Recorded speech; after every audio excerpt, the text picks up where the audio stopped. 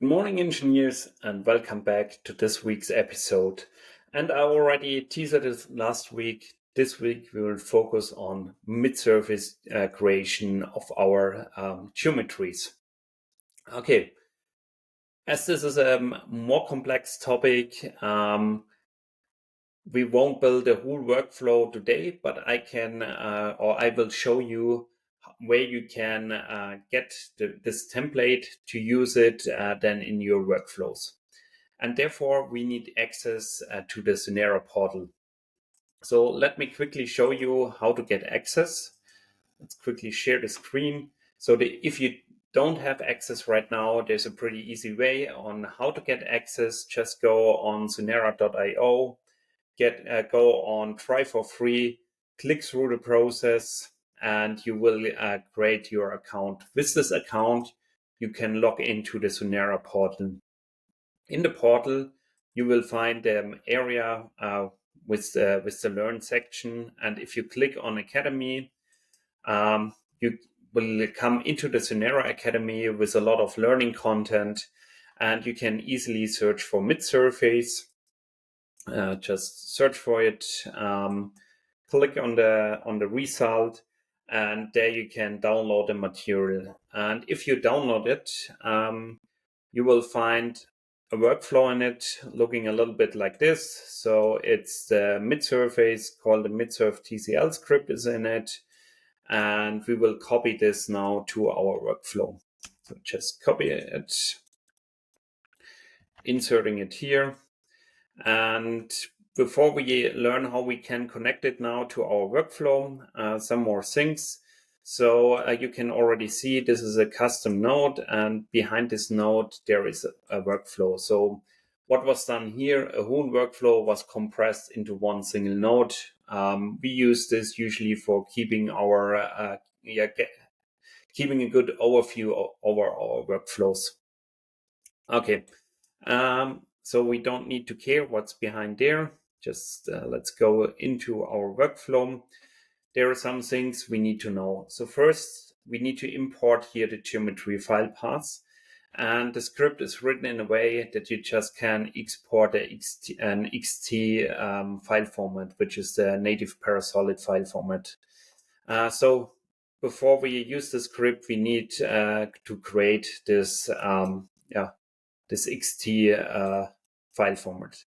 So we already have imported our 𝐞𝐬𝐿 part, and we will convert it. Right now, we just say, okay, export this as a parasolid. We will give it a name saying relative file path, and then we say adding a panel here telling how this XT should be called, and we can say temp point x_t. Okay, just saving it into the same folder as our workflow is saved.